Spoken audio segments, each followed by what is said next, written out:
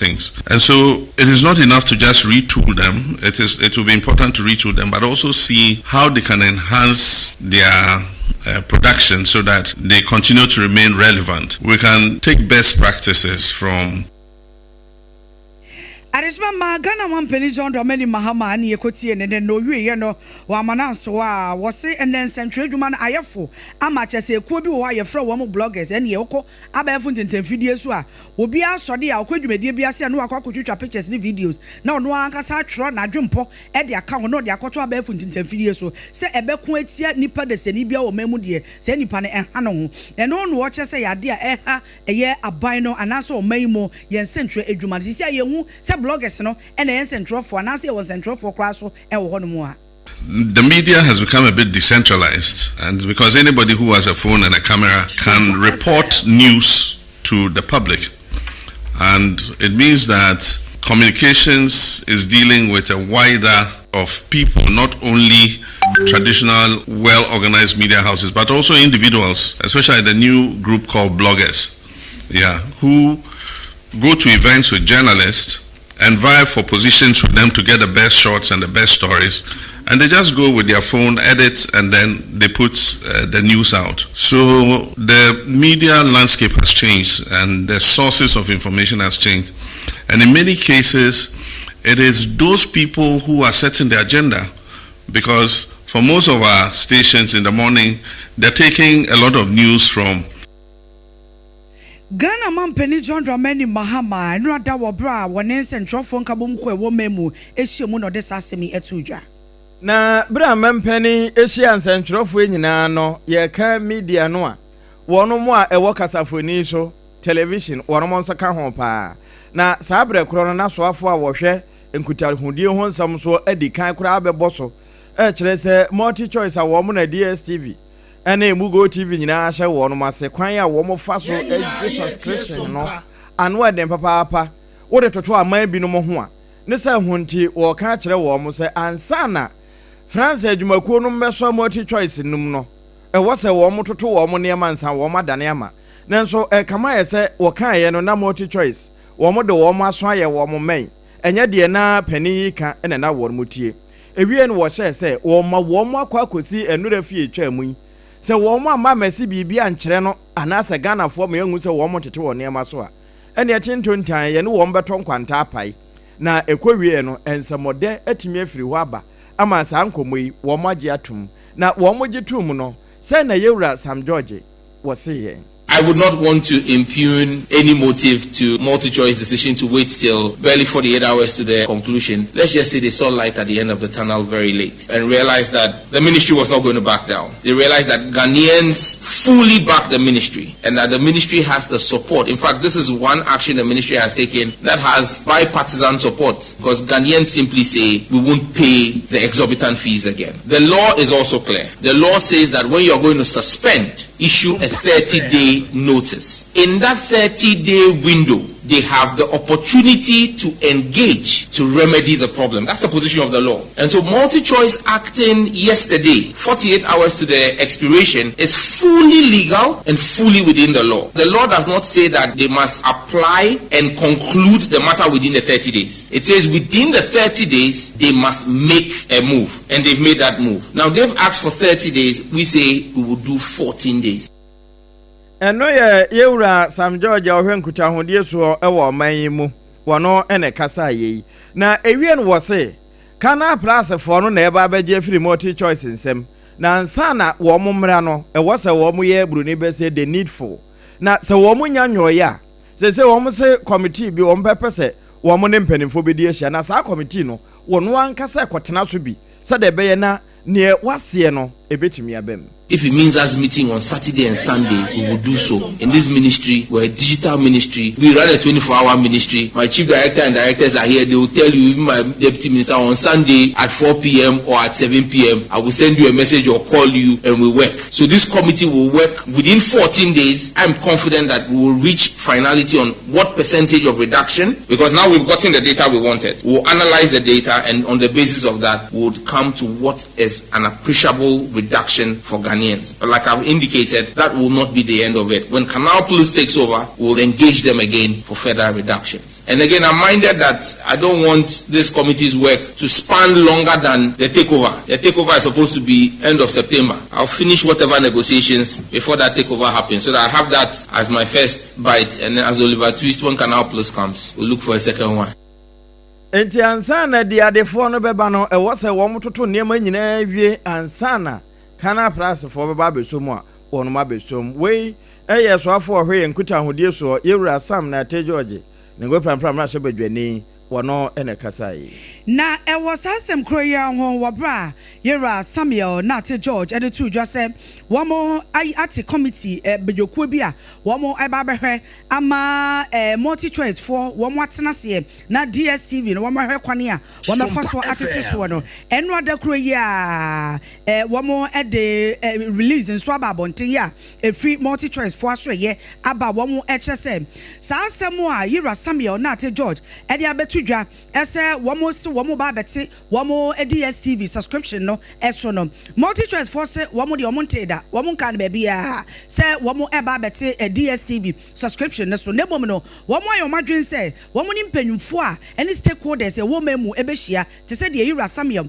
na Ate George eka ye no womo behia nebom no enye se hyiamu na womo behia no womo eba behia se womo beti DSTV so there be nebom womo beto ato adwene ehukwane a womo befa so na womo ebetimi ene Ghanafo edidwa eba no eye DSTV wonsem a na nti womo se nsem a yira Samuel na Ate George ekeka se womo multi choice for enso akogina baabi eso womo beti DSTV so no womo se nukura bia enimo enrada ena womo ede sansem eba ya nipa ne nsa ehase we no eye multi choice for no a ena asan ase a womo de ehwa amadebo enso de abase Ghanafo ye de yenko kan baabi a se DSTV no ye bete so wonsem enso eno no na me to akase bono eso a examination wayekfo enso ababonti e de atodwa se womo BC so hwe a wodebo etroye no na aba ankrankro de no private sector no womo de no aba na head of public affairs Ira John Kapi e na wodjemu e de sansemi etodwa se eno ade ya meka se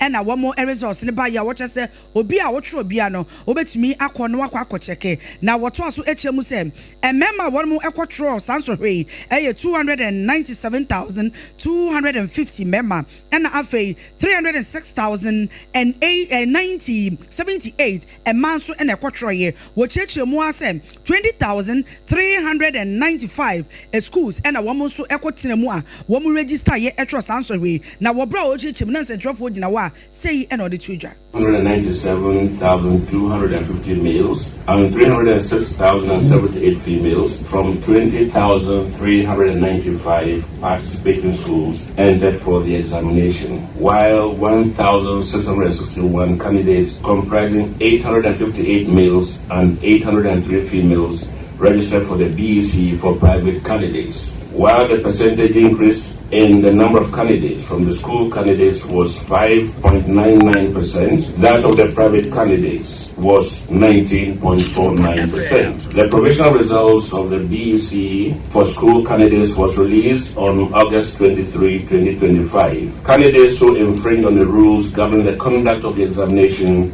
were appropriately sanctioned following conclusion of investigations carried out and upon the advice of the relevant committee of the council. Results of the BEC for private candidates will be released by close of day today, 5th August 2025.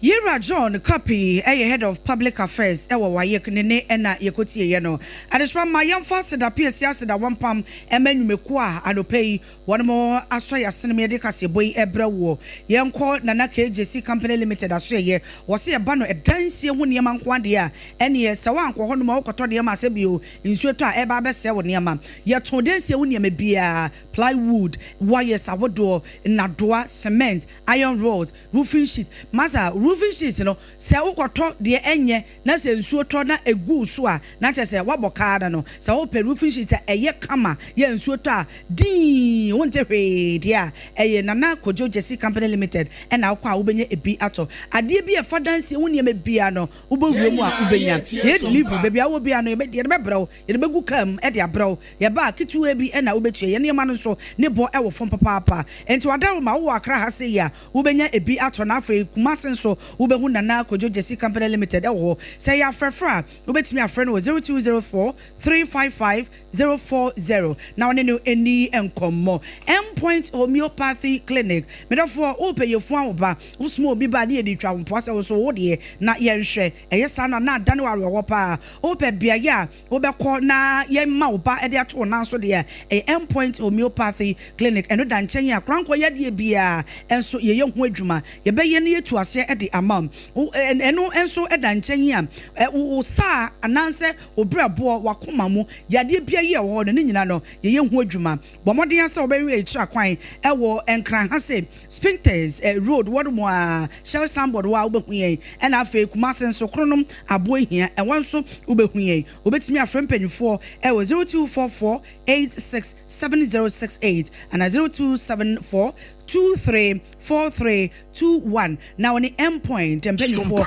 any enkomo secure sanitary pad medofo obade e o si usiesie honomo bomode ya se unya o menses ana obu nsan o de secure sanitary pad e de be siesie wase ebo papa ema enkaboni bia se bi obu nsan eya eba no ni nyina esu ebetwa esanse secure no o de bo a ema scent foforo kra ye ehwampa enti bomode ya se oba obu nsan bo so bibia o be use secure sanitary pad na niama etimi akoso ye obowura mu ewo ba bia ye ton eye cosmetics bia no obenya ebi ato nemom kumasefo enfo wo mu eni enchemu ewo mama excellence cosmetics obenya ebi ato ewo kumase ye wo edum pz ena afensu kwada so estate taxi station one mu a enkane asempa pharmacy lane one mu a obehu ye obetimi afre mama excellence ewo 0243 862158 0243 862158 na woni wo mu eni enkomo ene na ye koso aka wo se anope ya nombi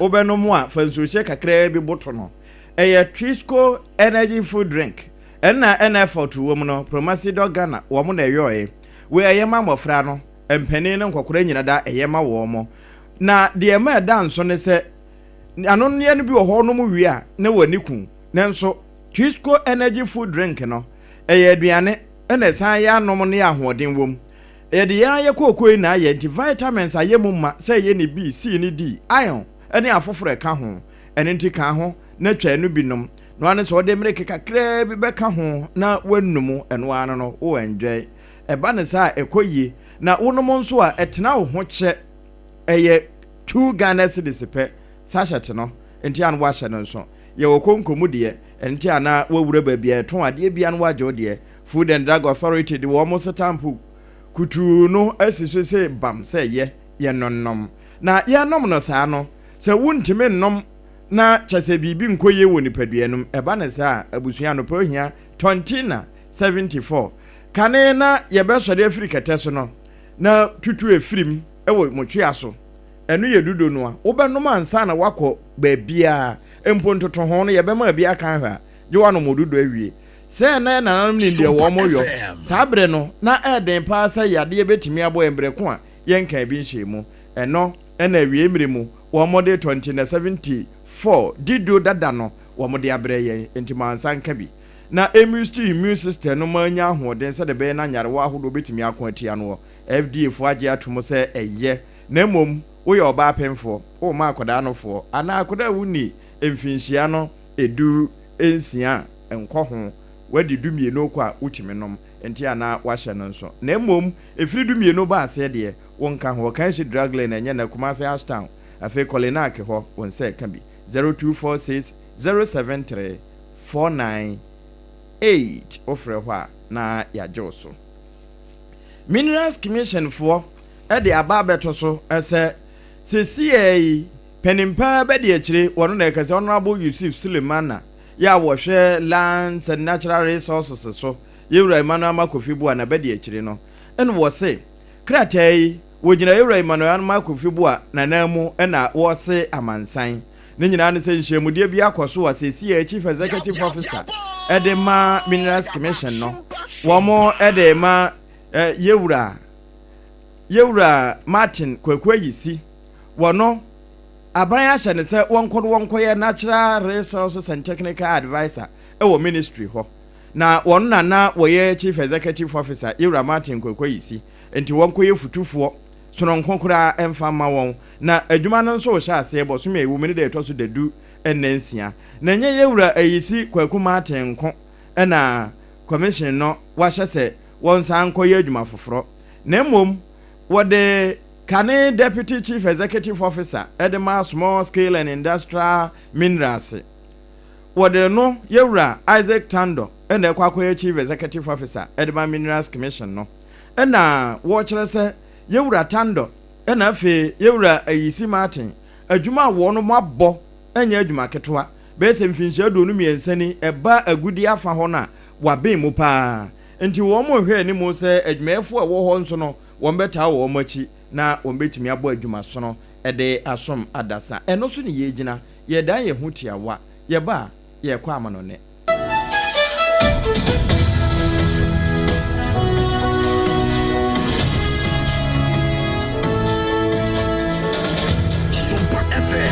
Endpoint Homeopathy Clinic. Ghana had the obi enim sesa ye prostate. Na baby omutibi ye screening ema hu ni ye etu asia. Na ye Endpoint Homeopathy Clinic. Anase ye kidney, ye liver problem. Wo fa baby ena adjujo. Na de fa ne premature ejaculation no a be ma bi a wo ne wodofo akwakwahia. Asa wo di ne ho agro. Asa wo tonte. Ene ye bra Endpoint Homeopathy Clinic. Na ye moa wo. Ema ne mema mo pa wo. Ye Endpoint Homeopathy Clinic. Wo mo dem fua. Yare bia infections bi ne wo ho. Anase bia wo hwa wo fa baby na adjujo kidney problem prostate de Endpoint Homeopathy Clinic kuma se ubehu Endpoint Homeopathy Clinic ewo konoma bohia na Accra hanso so de wo mu gina mu ankasa ewo Spintex bebre friend share signboard no huduro na ubusasa wo pe Endpoint Homeopathy Clinic obia ebekiro for Endpoint ewo 0244867068 and 0274234321 Endpoint Homeopathy Clinic wo mu dem fua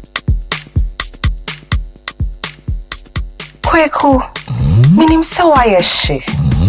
Me kra man nane. Na so ebony show ho embaso. Mane honsepeno.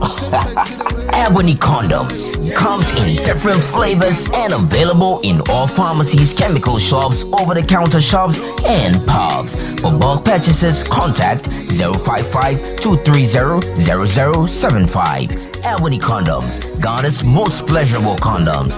Make it worth it. We got peppermint, strawberry, vanilla, chocolate. We got peppermint, strawberry, vanilla, chocolate.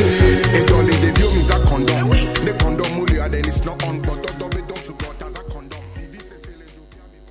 Ewra, me pacho bra na me hwa de wo bagi. Bra, aden, enen so biem. Hey, time heba me hwa ya me ka se yi ba kwin. Ani wayi me yensen. Bra, sanya time heba me hwa esia gyimi ni me fiefo enya de abako ebeso yen. We de udi se ofa ni nyina. Time heba me hwa me ka se me di one dance ya heaven ene de me kwa akopie. Enti se malaria we draw ne time heba mixture. Enye enunku o, de nanum ato a wontimi anidie no. Time heba mixture duro no ene ye ma wo. Oba a wafa afuro de wo ma akwada no fo. Ene akwada woni mfie dumienu entimi num aduro yi bi. Se obeto aduro yi bi anoma, hwe se wakọ hospital anase lab am yehu se wo atridie malaria yi bi ansa. Se upetam heba Mr. Enui dudu atu a, fo ani kire KNG Herbal Center ewo Emrom Abidjan House. Ana ba akoso wo atonsu Monaco Junction. Eno echi ubenya bi atowo over the counter medicine sellers. Eni herbal shop dodo na emu. Fre 0244417669. Kayo set time no TIME time herbal mixture afi malaria fever bi adani ziba ewo munu betu akọ. FDA agi adwade nkratoa yi atu. Na fa na moko yekoye train wo garden ni. Na me pray ne. Mama javelin. Oh sa.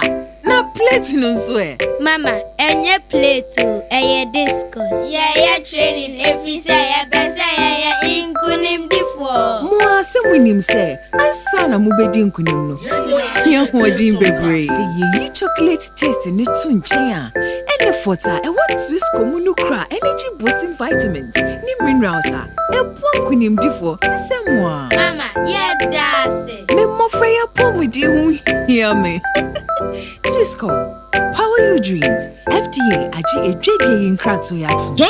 Tontonte. Yanum sani efadwen. Ne efadwen mpa. Say na nim se brebi beba. Ama tonti na 74. Upa ye ne simple. T74 abeye adru. Tonti na 74 ana T74 asa twe yadwene esi na nanom dodo so. Se de na dodo bua ma na nanom enyare basabasa no saa na tonti na 74 ana T74 ebu anipadua no. Ema immune support enti obi onum bie no. Abrebia ne ho den. Tonti na 74 yin so ya ye no se nsuo krokro wa kama enti ba bia wonam bia obetimi de wade akọ. Samene wa anka fi na ekroyi eda no nko na wie ye wa bra mennom T74. Se mennom tonti na 74 menya hodin mennom ne da bia. T74 yi eye hahama ene ye de aye na DHC ena aframa na ye kama saa no. T74 ahoden ni apomuden kwa. Woko pharmacy ana ba bia to nro bia ubenya tonti na 74 yi bia to. T74 yi enye ma oba wa fafuro ana obi a oma nufo ana se obi a onya mfie dumienu. Eto phone 050-162-8931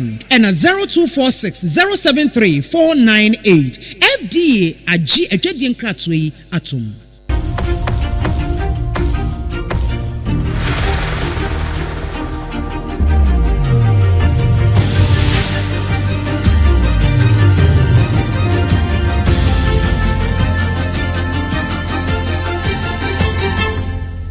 TV Emma Aketiapa.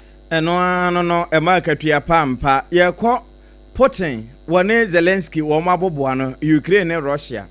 Na sese de ye ne da kwan se asundwe abua no Putin ne Zelensky me kire Russia ne Ukraine betimi anoma no. Nanso kama ye sese France ene Europe aman no wo munyina ka won tama banchira no se wota Ukraine echi. Ne no ene nam so ama Vladimir Putin wono nso di nani twohwe aman ahodo a wo so wo mota Ukraine chi no wo chese no kwasem ni anka no wate bibia ase nanso de sese UK fo ne Europe fo ne yoyo no ase wo mota na chi no anhweye no wo de wo masrafo ebesum careful anhwa no wo makwakoye target enam sa so ema yewura Donald Trump nso atworo de akwakoto wiase nyina apakese no so kire se de babia niam adru no nanka wo hu se bibia atodin nanso asa wo mu ye jai Russia ene India ewo China sunnumu sa na wo tworo wo ne media no so na ekwawie no enkra na ebobo basa nyame ampata ahwie na asundwe a ye hwehwe no entumi amam ni nyina ne se aman a wabo aboso se wo mu kota Ukraine chi no wono mo nso ya ye Russia fo atamfo enti se beyo na ebeye yi no eye bire ni ho ene be kire ensema ye de bire no aha na ye de wusie ne mu afi no waso wafidi ade ye de bire obi ene se Yera oseche men sabon so de atudwa se 2016 aba ye to ye no Electoral Commission etwe wo maso pa sada ena Bank of Ghana se ye wona asibi ayemfa ma gold board for wo munti ene ye wo 36 tons good. We ene nsema foforo bi ene yekenkan ede ema mo yemfa seda no ema Nana Kojo Jesse Company Limited se wo mo eso ya sene sanso ene secure sanitary pad enso eboyichi abrane endpoint homeopathy clinic enso eso ya sene Twisco energy drink nso eka ye ho na fe tontina 74 enso eboyichi abrane kase boyi wunye bitie e waboboa no a Sompa 93.1 FM Kumase Ayuko 100.9 FM enso Kumase Adamfopa FM Paris France Sompa 101.1 FM Takwa Sompa 103.3 FM Takwa de Sompa 106.1 FM Techimai Sompa 98.9 FM enso Esunyan Sompa 90.7 Nkranza Sompa 101.3 FM Doma Kingdom 106.1 FM Mankasim Decoder no so ayo Sompa FM na fe Facebook ayo Sompa 106.1 106.5 FM and so Accra YouTube on so Sompa Live and afe www.sompaonline.com nyame adarumenti yesemufo penyi atabwati akuchi nsem nyina akwa koguo apesemaka for mienu midin ene obapa nana ya ketre na afe dada no a triple A mine ejapia apam dada